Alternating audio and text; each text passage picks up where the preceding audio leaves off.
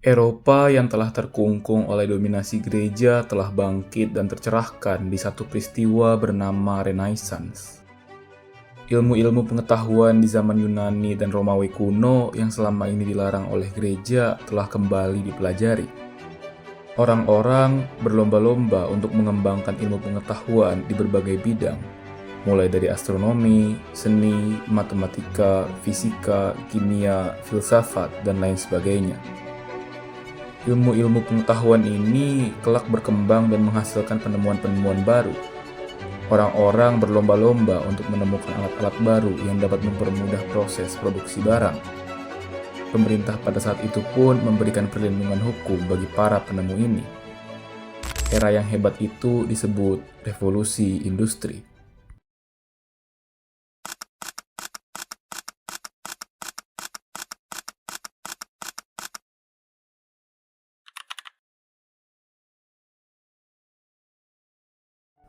Istilah revolusi industri pertama kali dicetuskan oleh Frederick Engels dan Louis Auguste Blanqui dan dipopulerkan oleh Arnold Toynbee, seorang sejarawan ekonomi asal Inggris.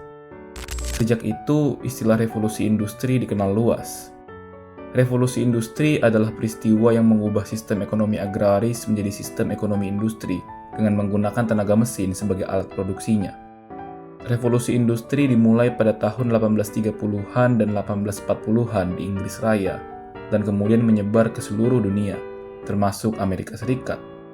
Revolusi ini nampaknya telah menggantikan tenaga hewan dan manusia. Kemajuan yang ada di kota membuat masyarakat berbondong-bondong pindah ke desa. Jumlah populasi manusia yang terus meningkat membuat revolusi industri benar-benar harus terjadi karena kebutuhan akan tekstil dan alat-alat elektronik meningkat.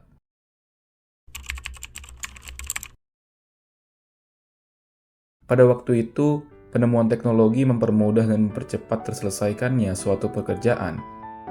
Ada banyak penemuan-penemuan di berbagai bidang yang mengubah tatanan masyarakat, mulai dari ditemukannya alat pemintal benang oleh James Hargreaves, mesin tenun otomatis oleh Richard Arkwright dan John Key, dan mesin uap oleh Thomas Newcomen yang kelak dimodernkan oleh James Watt.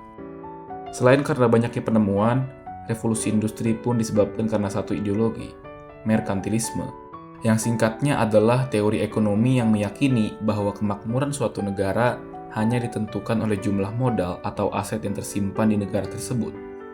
Ideologi ini semakin merebak dan menyebabkan negara-negara di Eropa berlomba-lomba untuk memiliki modal dan aset. Modal dan aset ini jelas didapatkan dari produksi yang masif pada era revolusi industri.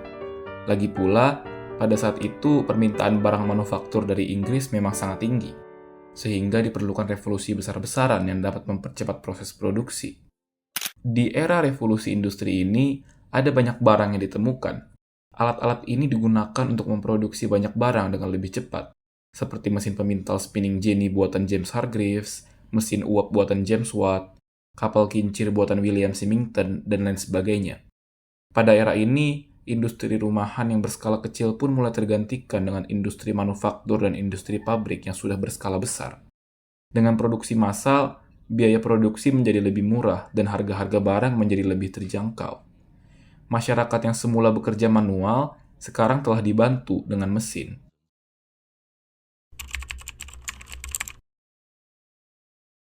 Revolusi industri telah mengubah ekonomi agraris ke ekonomi industri, serta meningkatkan taraf hidup masyarakat. Peristiwa itu jelas membawa dampak yang sangat besar bagi kehidupan masyarakat. Salah satunya kesenjangan ekonomi masyarakat semakin tinggi akibat dari ideologi kapitalisme. Industri-industri kecil kalah saing dengan industri-industri besar. Namun di lain sisi, industri-industri yang semakin banyak dan besar ini jelas membuka lapangan pekerjaan bagi masyarakat. Hal ini membuat banyak masyarakat pindah ke daerah industri, yaitu di daerah perkotaan yang sudah maju. Pekerja pabrik atau buruh pun semakin banyak diperlukan. Selain itu, revolusi industri telah memberikan perubahan yang signifikan pada pola hidup masyarakat.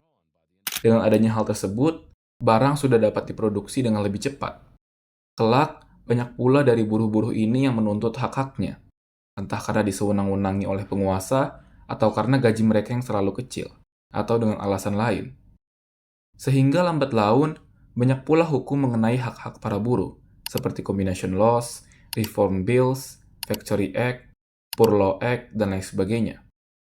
Selain itu, muncul pula ideologi baru, sosialisme dan komunisme, yang pertama kali dicetuskan dalam buku Das Kapital tulisan Karl Marx. Selain itu, dibentuk pula partai buruh yang berjuang dalam politik.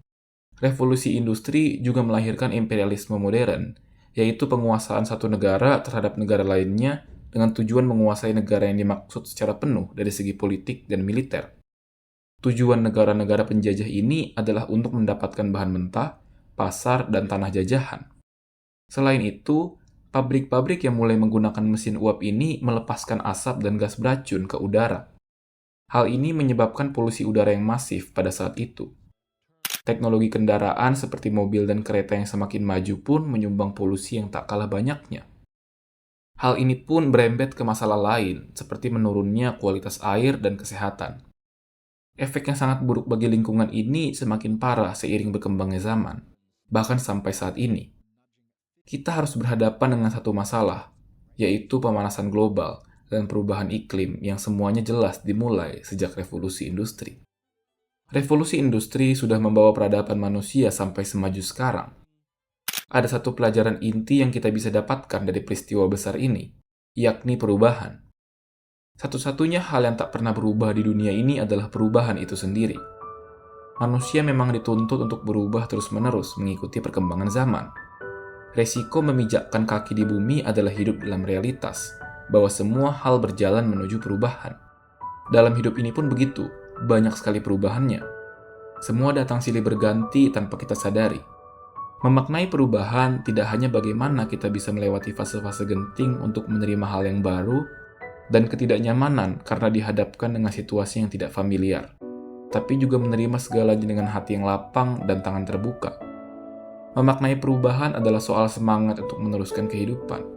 Memaknai perubahan adalah soal harapan untuk masa depan. Memaknai perubahan adalah soal berdamai dengan masa lalu. Oleh sebab itu, semangatlah dalam menjalani hidup. Lakukanlah revolusi dalam dirimu layaknya revolusi industri. Mari mengubah diri kita masing-masing menuju ke arah yang lebih baik seiring berjalannya waktu. Terima kasih.